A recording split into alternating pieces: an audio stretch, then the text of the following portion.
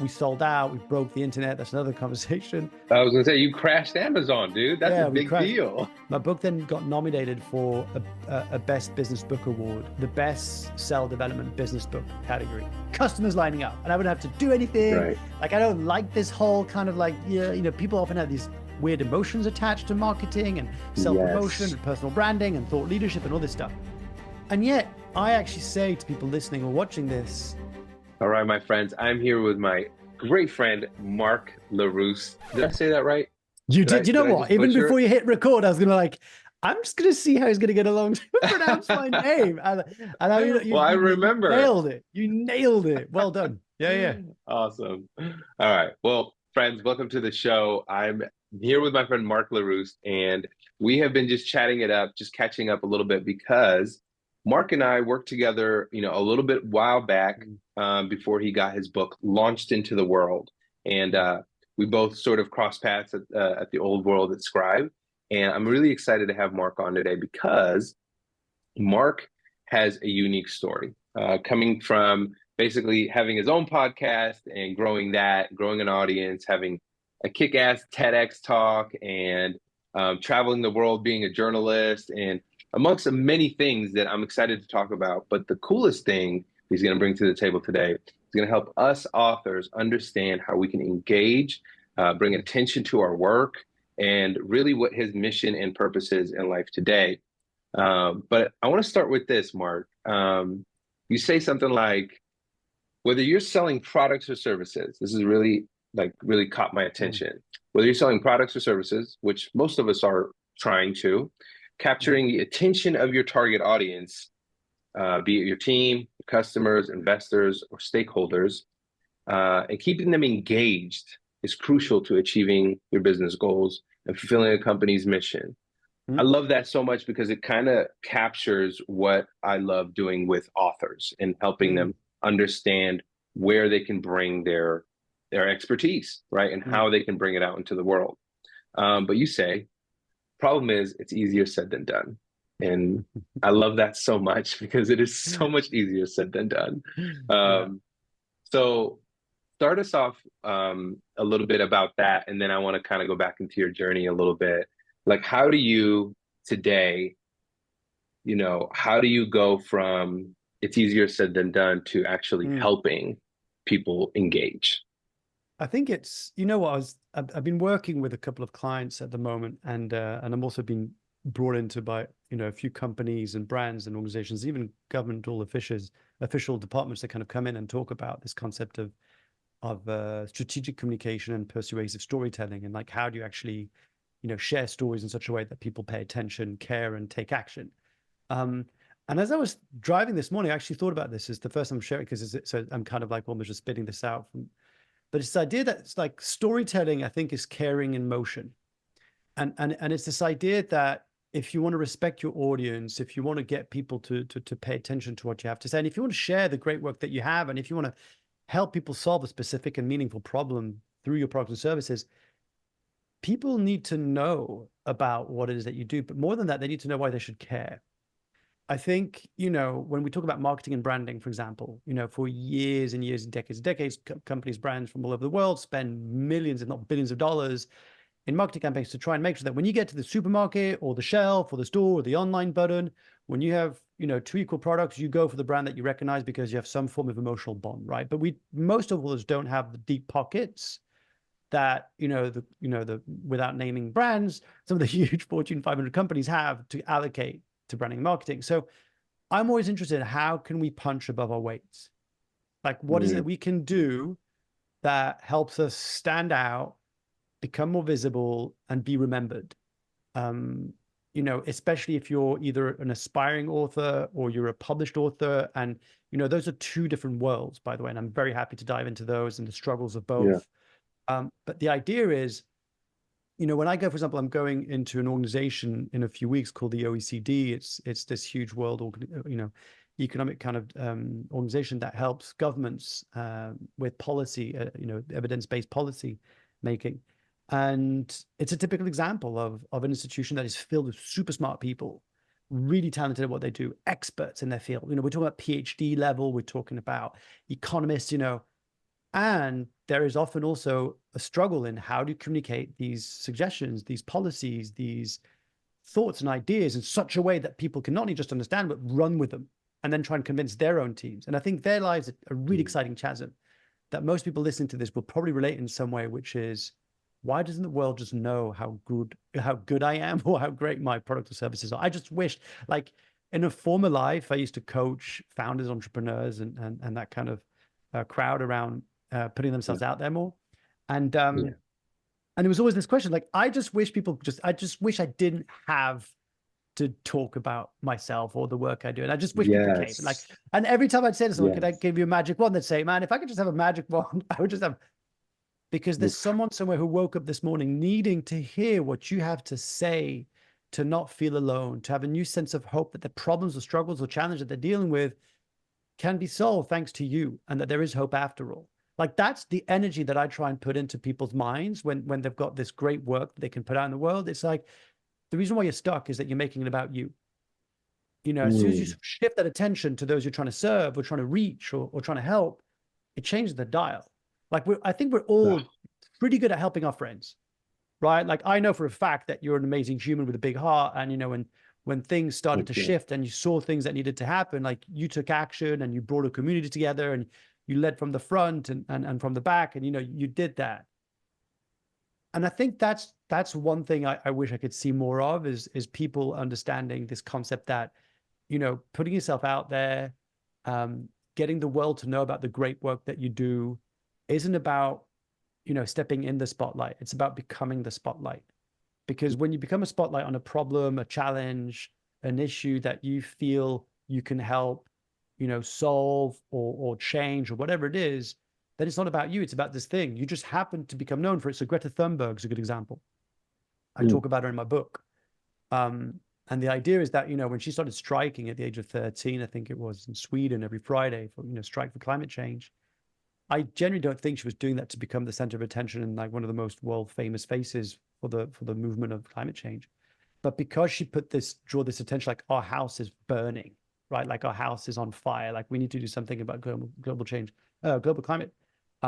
She then, you know, became featured in the Guardian. She then was invited to a TED Talk. Then was the front cover of Time magazine. Did a partnership with DiCaprio. You name it, right? But all those things happened because she was standing for something she believed in. I love that so much, Mark. Be careful Man, of we're asking only me a like question because five that, yeah. minutes in. No, we're only 5 minutes in, and I'm like, this is pure gold, right? Thank you, man. I appreciate the kind words too. And I am 100% in agreement in that we have to, in a way, make it about them, you know, who it is we're serving specifically.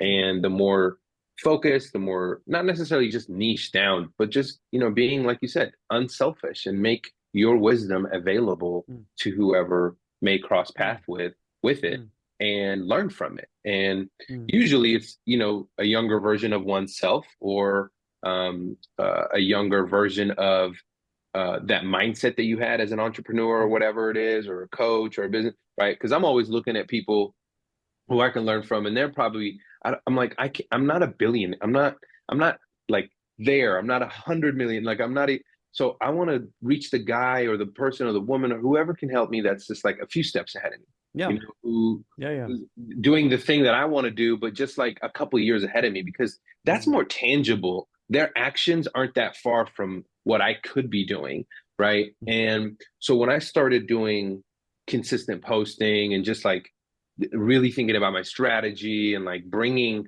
my marketing expertise from like the apparel printing business, and now I'm bringing it to like being an author, mm, that clicked for me because I was like, mm, oh, I've always been about like, this is how I got into rooms at Nike and Brand Jordan and wherever, you know, mm, because I made my product and service about them and what their needs mm, were. And so mm, same thing here. It's like, how can authors understand, like, you know, for you, I want to talk a little bit mm. about, you know, you did this, and again, I was doing a lot of research this last couple of days, and you did the I CV apologize. video. Like nobody No, used to dude, hear that it's so much good. content out of Mark No, Leruste's no, mouth. no, like, it was so good because, you know, I didn't know this about you when we first met, and I'm Mm, so glad I dug a little bit deeper because it was fascinating. you did this CV video. So, I have a YouTube channel and I've been growing it and everything. And I tell people like, if you like video, do video. If you're a writer, like write. You got to just show up somewhere. So I'm glad you Mm, brought all these points up. But mm. you did this CV video that like took off and went viral. Can you share a little bit about that? And then I want to know like how that Yeah. made its transition into doing your podcast, which became an award-winning podcast. Yeah. But that all lines up with how you brought attention to the work that you do, which I love. So So tell me a little bit about that yeah, CV because I want to share a clip about it. right. I'm gonna try and keep this as short and as sweet as possible because I could go on a on a whole tantrum about this. But so look, the short version is I was raised in a dual heritage household where we spoke two different languages. We spoke a different language at home that we did in the country I was raised in. And I, looking back now, was a kind of a creative, energetic dreamer of a kid. And I was raised in a very archaic kind of French educational system that didn't really cater for brains like mine, sort of atypical brains or neurodiverse kind of brains. And, it turns out I'm dyslexic and I've got ADHD or ADD. And that was undiagnosed when I was a kid, right? So I was bouncing off the walls. I couldn't sit still. I couldn't pay attention. So I was really punished and I was really kind of put down and bullied by not my peers, but my school teachers. And so that left a bit of a scar. And the reason why I mention this is, for anybody who are proud dyslexic thinkers, such as myself, you kind of, you have to adapt a lot in terms of to understand the world and concepts that might be, very clear or simple to others. It's like I have to come up with this whole story about it to understand it. And that's why I was always drawn to storytelling and movies and films and all that kind of stuff. Um, and I remember, I was really struggling in class, but then I discovered the stage. Like my mum was a school teacher, and she used to put up these school plays for kids so they could experience drama and get out of their shells and experience like her passion for art and performance. And so she had to do something with the kids. My brother didn't really enjoy it. I took it like duck to water. So I was like a bush on the back of a stage, or I was like a dancing prop at the back, but I just loved it. And I realized that I was the same person, just two different environments. Right. In this classroom, I struggled and I was shamed and made feel inadequate. But on stage, I was shining and I was coming out of my shell and I was connecting. And I realized that when you're on stage and you talk, you can create emotions. And when you create Mm, emotions, you can connect, because really speaking is what a transfer of emotions, right? mm, And so fast forward to 2009, and I quit my corporate job where I was a commercial kind of journalist, but really it's like an executive sales role. And went through a really dark time. Looking back at it, it was probably some sort of depression, mental health problems. Like I didn't have that vocabulary back then, but it was really tough. And I went through a bad breakup, lost my granddad to terminal cancer, and mm, quit my job and came back to live with my parents, which I was very fortunate to have a place that I could go to. And so I was really struggling, and I had, I started a startup with a friend, but I needed cash. So I joined a company to work at, and I thought I wanted to work in advertising. I was like, I'm a creative. I think that's what I need. I need to go and work in ads. I'd be great at yeah. ads. So I reached out to a friend who worked in this really cool ad company called Anomaly, who are based in London. And he said, yeah, everybody wants to join and come in. And my boss gets like hundreds of CVs a day. If you want to grab it, you got to do something to grab his attention. Mm, And I thought, man, there's no way I'm ever going to stand out on a conventional paper CV. I hate writing. yeah. It's just not me. Like if you read a piece of paper, you're not going to feel me. You're not going to connect with me. So I came up with this idea of doing a video CV in 2011. Now, everybody listening to this is not going to realize, but back then, no one were doing video CVs. It wasn't a thing. It didn't exist. No. Everybody Yeah. laughed at me. When I was telling friends and family, they were like, "You're going to do what? You're going to film yourself and talking about what you Yeah. do, Yeah. like if you're in prison or something." Like I was like, "Yeah." And I got the keys of my workplace and I went to record over a weekend. This is a terrible idea, by the way. Nobody do this because I didn't understand the It was concept of YouTube and brilliant. virality, right? So Yeah. anyway, I convinced two of my really good mates, one to do a website for me, and it still exists. I think you can still check it out, called a dream job would be nice.com. And my friend Mickey May, who's an award-winning documentary maker now, he's just an amazing documentary on autism. Well, And he back then was like, oh, cool, film it, I'll edit it for you. And over a few weekends, we did it. And then I put it out in the world, and I didn't understand the concept of YouTube or virality, right? yeah. Yeah. It starts to generate a bit of momentum, like a few hundred, maybe a few thousand. And then within a few days, people start tweeting about it to the point where colleagues come running into my office. I'm in an open space. and Yeah. colleagues run in and they're like, "Oh my God, I saw your video." And I'm like, "What video?" For people who are Yeah. watching this, I'm making this sound Right. like, shh. Like, what video? Oh yeah, the skateboarding video when I was a kid. Oh yeah, yeah, that was sick, wasn't it? Ha ha ha. And next thing through a tweet Right. with Adam Garoni, the CEO and co-founder of Movember at the time, he's like, "Man, that's amazing CV. Where are you based?" I was like, "I'm based in France, but I could be based in London, say for the good reasons, like work for Movember, wink, wink." And on February the 14th, on Valentine's Day, 2012, I get an interview with one of the co-founders at Movember on the Eurostar. And I get there, and within an hour, he shakes my hand and says, "Welcome to the team." And I was tasked to launch the foundation in France and Switzerland and grow it in Belgium and Spain. And that was it. Quit my Yeah. job, got into Yeah. that, and then to kind of fast forward, I did that for 4 years. All I had was like a backpack, a questionable mustache, and like a story. That was it. I was just going around saying like, "Hey, I went through a really tough time." And actually through this mustache, I got to talk about my mental health with other guys and other men.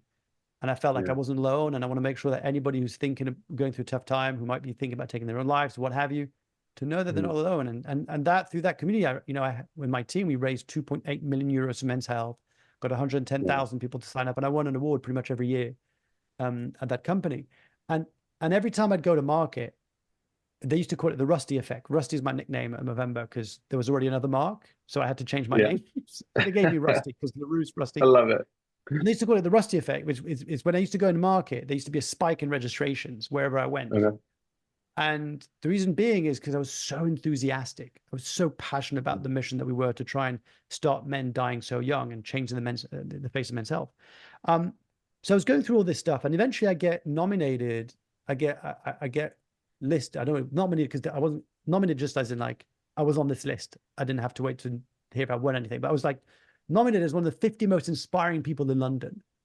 And I thought it was a joke. I thought it was a mistake. Like I get this email. I talk about this in my book, but I kind of go, I write back to the to the organizer. I'm like, "Sorry, I think you got the wrong mark." And they're like, "No, no, no, it's definitely you." And I'm like, "Why? Like, why would you like? Why am I like? What are you talking about?" And so I go to this event. This is a true story. I bring my whole crew. Like I've got clients. I bring my family. I bring like anyone I can bring with me because The I whole thought posse. because I thought if I come with an entourage, no one's going to kick me out. Like no one's going to be too like it's going to be too embarrassing for people to say you don't belong here. Like anybody listening to this, you Oh can man. relate to this idea of I'm an imposter and I don't belong here, and someone's going to kick the Yeah. door down, and the imposter police and the fraud police are going to kick me out. So I go Yeah. to this event, and on the screen they start naming all the people who were listed, and they're doing these incredible things. Like someone rode across the Atlantic for like some child charity. This other guy skateboarded through Australia, and then my name comes up. And I'm just going, "What am I doing here?" And I end up speaking to people, and I'll be honest. I'd say 9 out of 10 people I spoke to all felt the same way. They were all like, "I don't know why I'm here," and I was like, "I don't know Yeah. why I'm here." And I thought, man, I wish more people knew could hear these kind of conversations. That Mm. people Hmm. who are on face value, or at least online or externally, seem to have it all together, seem to be having this huge impact and success and what have you, but actually are riddled with self-doubt, actually have no idea what they're doing, actually just trying to figure it out just as much as anybody else. And so on the back of that event, I sent an email to all the nominees and I said, "Look, I was inspired by the conversation we had last night. I think more people need to hear them. I'm looking to launch a podcast. Who would love to be interviewed?" And one person kind of came back and said, "Yeah, I'll be your first guest." Yeah. And if you listen to the first episode, she ended up not being able to do it, so she transferred me to somebody else. But the first episode of my podcast, The Unconventionalist, it actually says, "Welcome to the yet to be named podcast." I didn't have a name. I just had a burning desire to share these true, like raw, Awesome. unfiltered Yes. stories of founders, entrepreneurs, Yeah. business leaders, thought leaders, personalities, influencers, and like so that we could all Yeah. relate. Like I just felt there was Yes. so much. So anyway, so that's the genesis of the Unconventionalist podcast. Of how it started. It Yeah. started in 2015 as a side hustle, and then eventually I quit my job at Movember. I kind of went all in on the podcast slash coaching.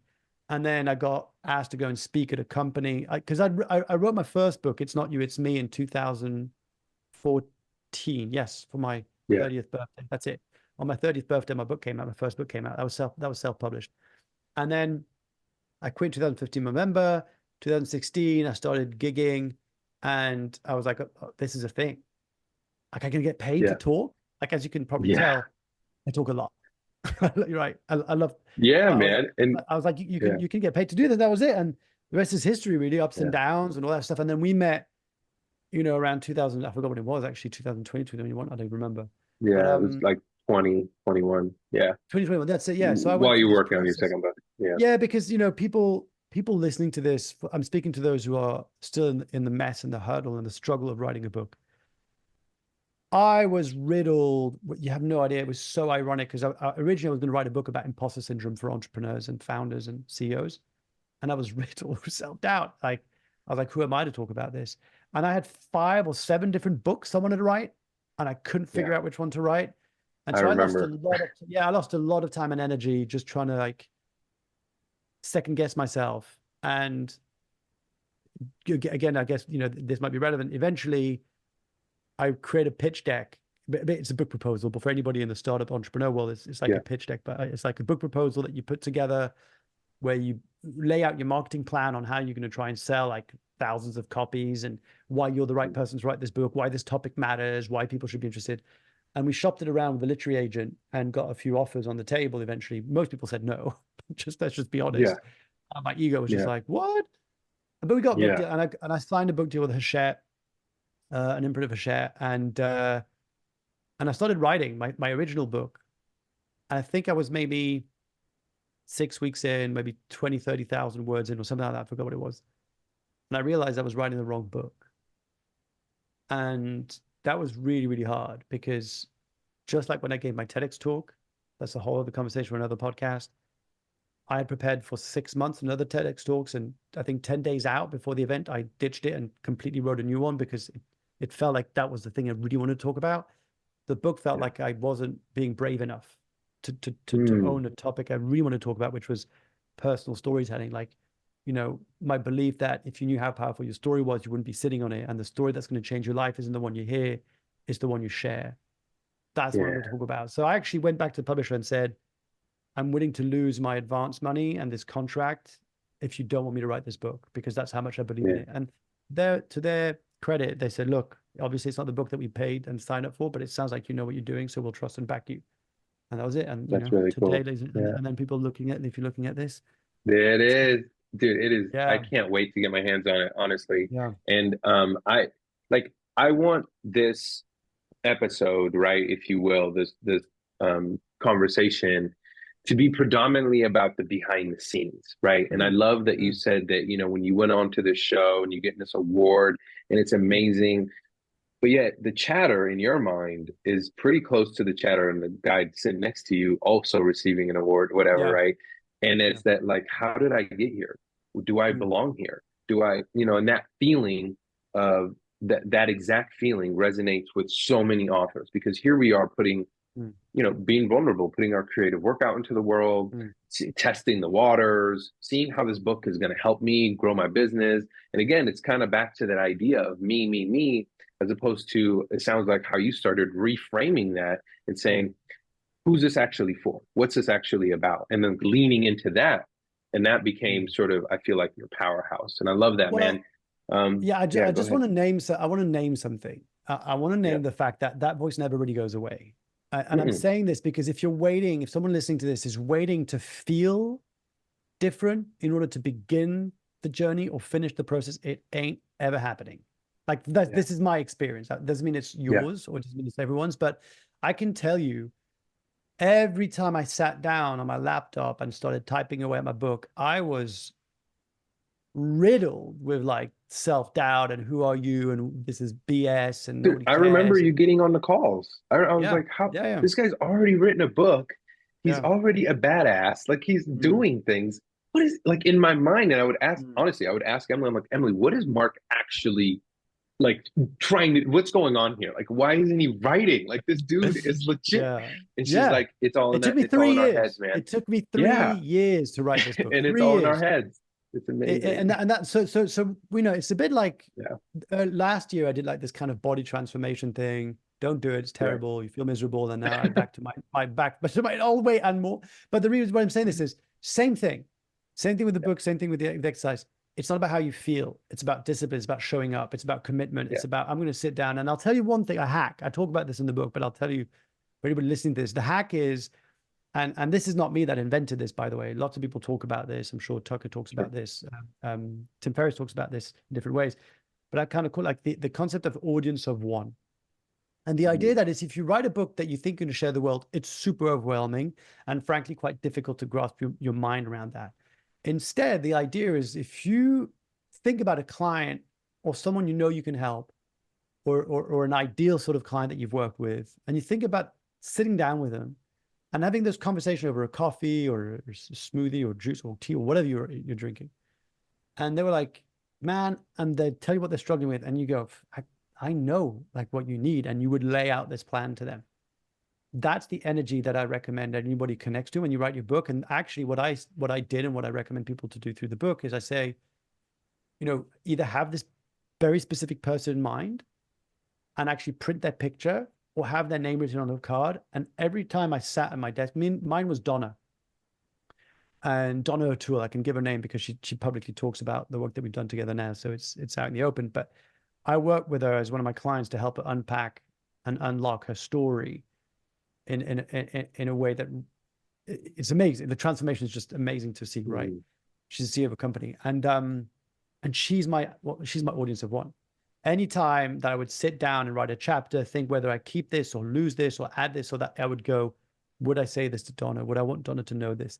And it just simplifies everything, right? It's like even when I write my emails and write my newsletter, I'll put like, hi, Donna in my head. And it's like if I'm writing an email Mhm. to her. And what's crazy is that when you speak to the one, you actually touch the many.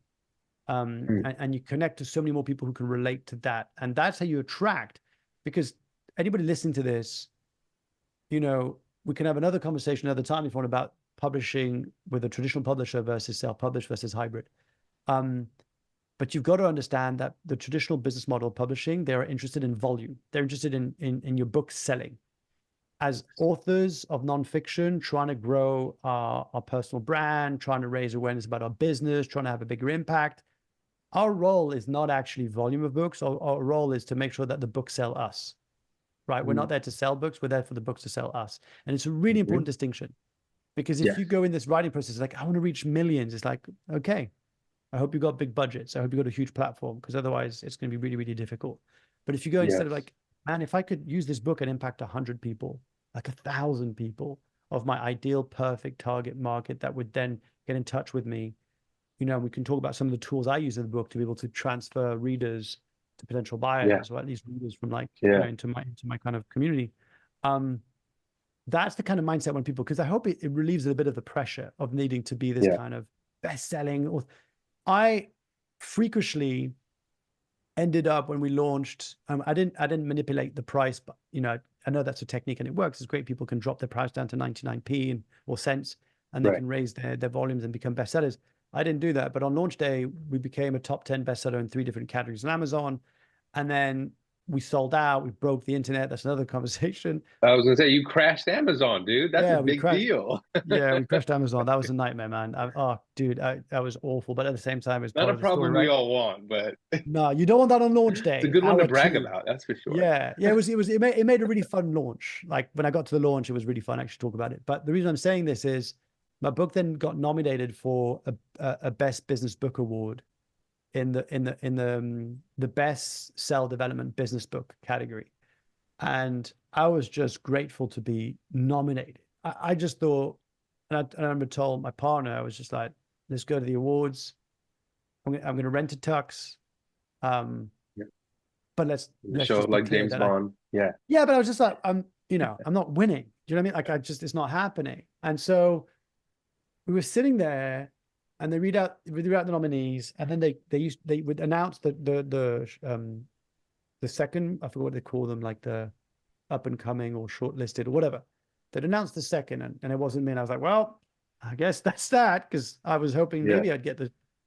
And then they go Glow in the Dark by Mark Leruste. And I just remember like the hundreds of people in this room kind of like erupt, and I'm just going, what? What? Like this is real? That's Yeah. amazing. And man, I cried my eyes out after that Yeah. event because the next day I was going to write an email called "The Shower of Love That Almost Drowned Me." Mm. And it Yeah, was that's good. like the messages and the DMs and the comments and the things that were coming my way. Like you've got to understand that I was held back a year when I was a kid because I couldn't spell right or read out loud. I was kicked out of conventional education because I was deemed to be too thick.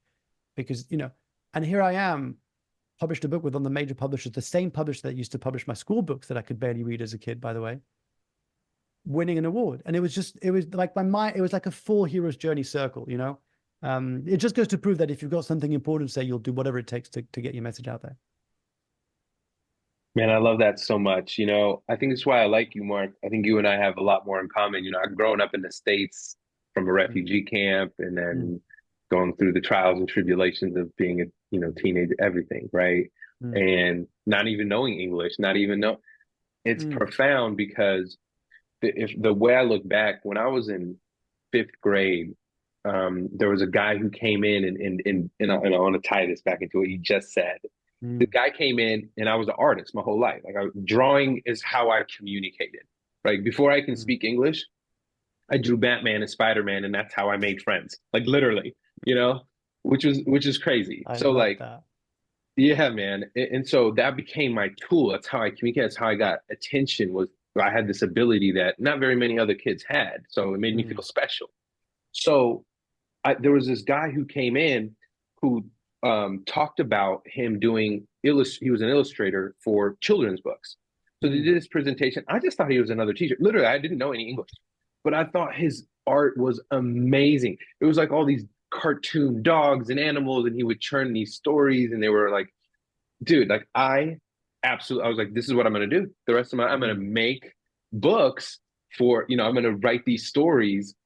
So he gave us this opportunity to submit a children's book, like a drawing and like whatever, and you submit it.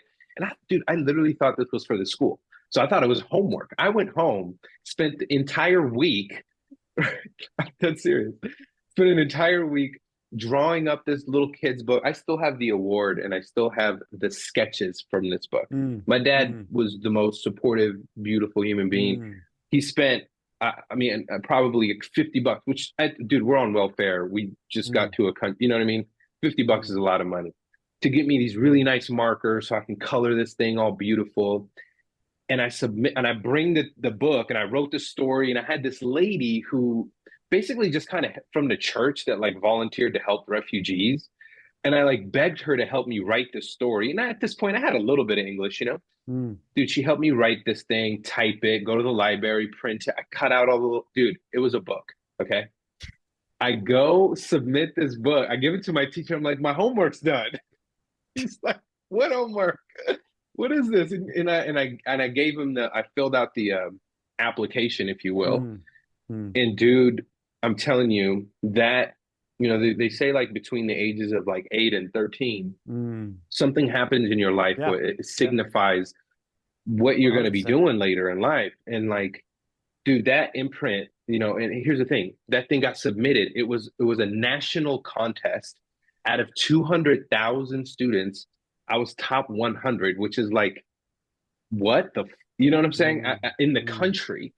mm, And and I didn't even get the award back because we moved 3, 4 times. And some teacher found me in some other district and brought me the award and my book back. Like 4 years later, I totally mm, forgot about this thing.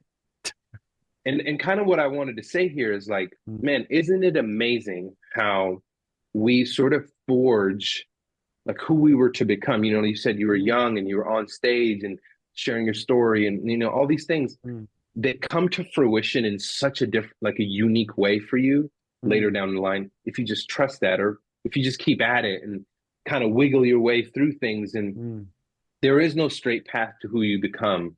That's the point, right? Is that you're gonna go through jungles and deserts and mountains, and you're gonna experience different things. And it took me a while, man. I was in a decade of apparel printing business, which mm, I loved, but also disliked in a lot of ways because I thought it was wasteful, but I still did it mm, because it was money.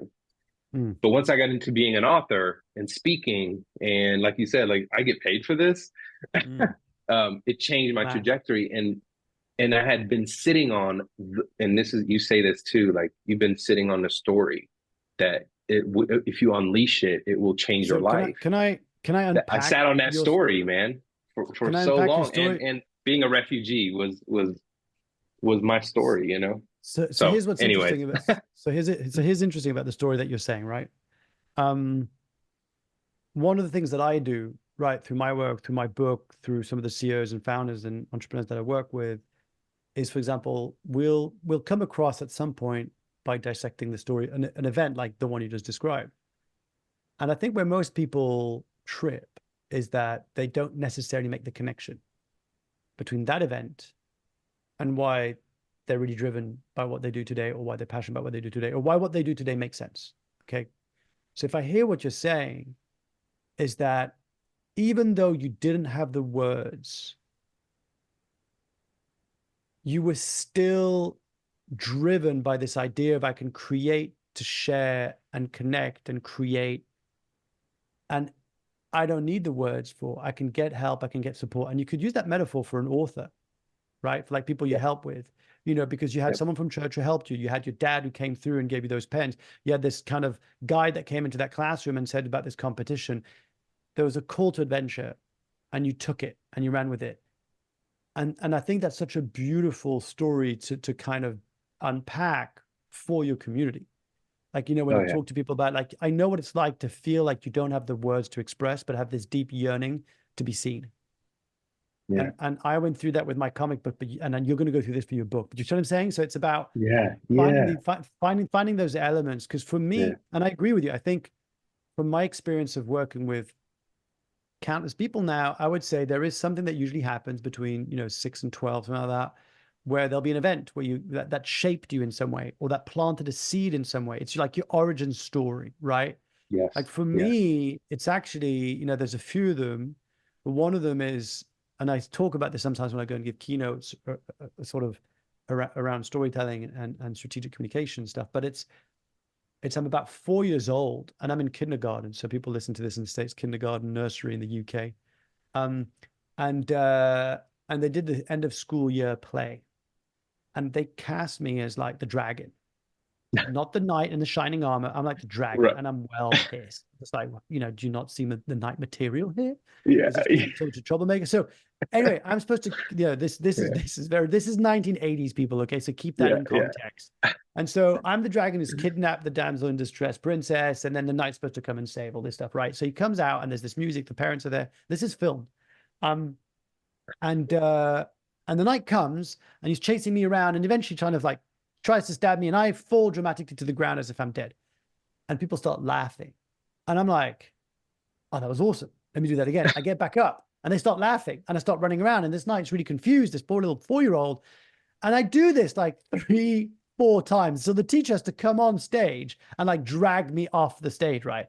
But the reason why I share this is that at 4 years old, I realized that the way we show up, even without words, can create an emotional impact with your audience. And if you can yeah. change the way someone feels, you can maybe change their day. And that was Mm, like a huge thing for me, why I do the work I do today, right? So it's about yeah, finding, we've all got these pockets of yeah, connection that are hidden treasures that we're sitting on, that we are just completely neglecting, we're not utilizing, and we're not leveraging. And I think it's a tragedy. You know, that's why I yeah, wrote, that's why I wrote Glow in the Dark. It was for this yeah, idea of like, there is there is so much power inside of you. Like you can change the world just by sharing your story. You know, mm, like it's the most unique thing about you. Nobody else can compete with your story that you just shared. Nobody. I can maybe have, a similar product or service as you, but I right, cannot copy your story. It is the only like competitive advantage that you have, the unfair competitive advantage that you have over anybody else. And I just think yeah, that yes, you can share that story in a minute, 10 minutes, but it can take a long time to get to that point. And I'll close with this, just on this particular point. There's an urban myth or legend or story whereby a woman walks into a restaurant. She says she sees Pablo Picasso on a table, and she love this goes up story. to him and she's like, "Oh, I'm so sorry to bother you, but would you mind signing like this napkin, that I've got? And here's a pen." And he goes, no. And he does like a little doodle. He hands it over to her. He's like, that's gonna be like $100,000, right? Something, whatever it is. And she goes, "Wait, what? Sorry, I'm sorry, I'm confused." Like, "Yeah, that's $100,000." Like, "But you just did that in 5 seconds. Like, that's ridiculous." It's like, "Well, it took me 5 seconds to make, but actually it took me a lifetime to be able to make it in 5 seconds." And I think that's what I want people to walk away from this. It's like, it's a process. if even if you go through my book or another resource, take the time to distill, to unpack, and to unlock your story, because what you'll notice is that you will connect with people on such a deeper level. And whether you like it or not, people buy from people they know, like, and trust. And nothing Yeah. builds that trust or that likability or that knowledge faster than a compelling personal story, well told in an authentic and strategic way. Yeah. Man, I love that so much. First of all, I love that Picasso story. My father told me that when I was young, when I was like, Mm. oh, this is going to be my masterpiece.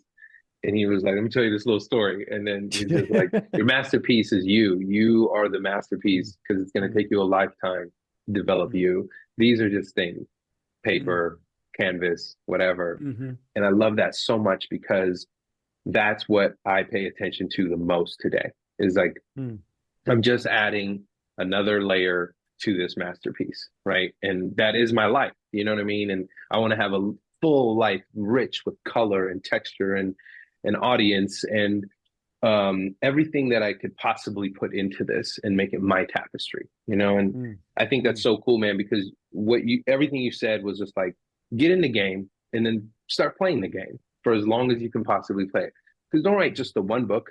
You probably have 4 or 5 in you, right? mm, Don't just do the one gig. You probably have another 10 talks in you. Like mm. it's about this. And don't worry Yeah. about the next 2, 3, 4, 5 books. That's the other thing I Right. just want to say, like, Exactly. Just right? be in the Because moment. sure, but just, Yeah. yeah, because like I'm writing my third book Yeah. at the moment. I'm in the middle of finishing my Yeah. third book, and Amazing. it's a whole other adventure. It's a whole other hero's journey. It's a Hmm. whole other like thing.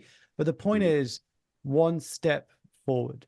That's it. Brick by brick, word by word. You know what I mean? Like bird Yeah. by bird. And Lamotte, Yeah. if you read Yeah. that book, but Yeah. it's really, really, really hard to do this, but it's almost like put blinds on, like horses Yeah. on carriages sometimes have, like Yeah. just have you put your blinds on Yeah. and do one thing, and that's enough. It's this Yeah. idea of make your mark, have your Yeah. impact, focus on you. Don't worry about the huge other author platforms, the Ryan Holidays and the what have you. Yeah. Like Yeah. let them be them, and Yeah. and the And you do world needs you. to hear your story. Yeah, 100%. I Yeah. think Yeah. it's one of my dreams is to kind of turn this book into a sort of a movement whereby people share their stories, because when you die, your story dies with you, and all the wisdom, all the gifts, all the lessons, all the messages that you could have passed on to somebody else are gone. And so I think it's such a tragedy to think that every second there are, 100%. countless gems of knowledge that could alleviate your pain, that could guide some shining light on someone's path, who could help someone avoid mistakes, who could give someone a sense of hope.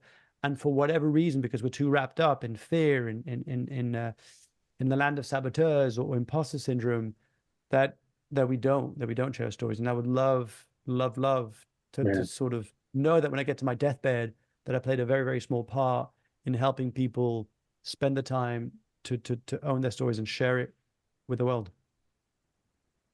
Mark, man, I can't even begin to describe how grateful I am for you to take this time to hang out with me today. That's one. Mm, Two, having met and crossed paths with you, although like a couple years ago.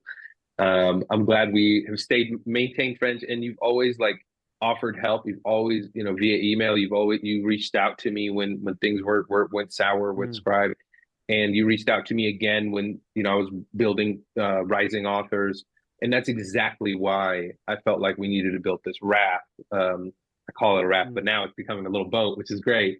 mm, Of inviting authors and experts and let them work together and offering these types of recordings so that they can use them to help mm, propel them, because I too share in that belief of I know what the book has done for me writing my book, how mm, cathartic, how amazing, how life-changing. mm. And it's like you said, it's the story that's going to change your life is the one that you share. You're Yeah. 100% right. The one that I've leaned on to the most was the one that I was always afraid of, which is sharing Mm, my refugee story and resilience and all these things. So mm, mm, now I'm a believer in what stories can do, and I'm trying my hardest to help others realize that in themselves mm, and bring their stories out into the world too. And man, this episode, so I have put my podcast on the back burner because I mm, moved and transitioned and everything, and I finally got this van down here in Arizona, and I'm getting ready to reboot this thing and doing this sort of, I guess you could call it episode or show or whatever, totally revamped my belief in it and Mm, why I wanted to do it. And dude, there was like 4 times where I literally almost sold the van because one, financially, I was like, I need mm, the money. And mm, there was just every time I would go to Craigslist and I'm like getting ready to post the van and I'm like, I would cry. I'm like, mm, there's so many things that I want to do with this and it's mm, not done. And so I didn't do it. And my wife would encourage me not to do it and other people and I'm so grateful I trusted that gut feeling because I know the next iteration of what I want to build mm. is going to be beautiful and it's all about sharing those stories. So thank you, man. Thank you for believing in me. Thank you for hanging out with me today. Seriously, like 100%. it means so Loved much. it. And I hope everyone learns a little something today from all the gems you dropped. So Mm. thank you, man. I really appreciate this. So congrats on your third book that's coming along. I can't wait to hear more about that. And if you're out there, please go get Glow in the Dark. I just got my copy yesterday. I can't wait to dive into it. I know I'm way late, but I can't wait to get into it. There's no such thing as Probably like, right on time. I know it's also like I hope it's a book that will, last the test of time. And before we close, I just want to say, yeah, thank you for Yeah. inviting me. Thank you for your generosity of spirit of trying to build a community around a really important topic. You held the space beautifully back in Scribe when we were all struggling and going through that space. So I think like you're the perfect guide for this kind of community. I love to hear that it goes from some sort of raft to a boat and then it'll become an island. Hey, This kind of like hope so. place where people can land in some way. But if there's I love anything I it. can do to help and support, man, you know where I'm at. Reach out. If anybody I love listens to that. this, you've got some follow-up questions, please let us know. But join the community because I know that impact is I always say this, but like impact isn't an island in the sense of like you need people around you to cheer for you, to root 100%. for you, to sometimes pat you on the back and sometimes kick you up the arse. Yeah. You need a bit of both. So I think Yeah. it's a beautiful thing, and I wish you every success and impact that you deserve. Thank you, Mark. I appreciate you, brother.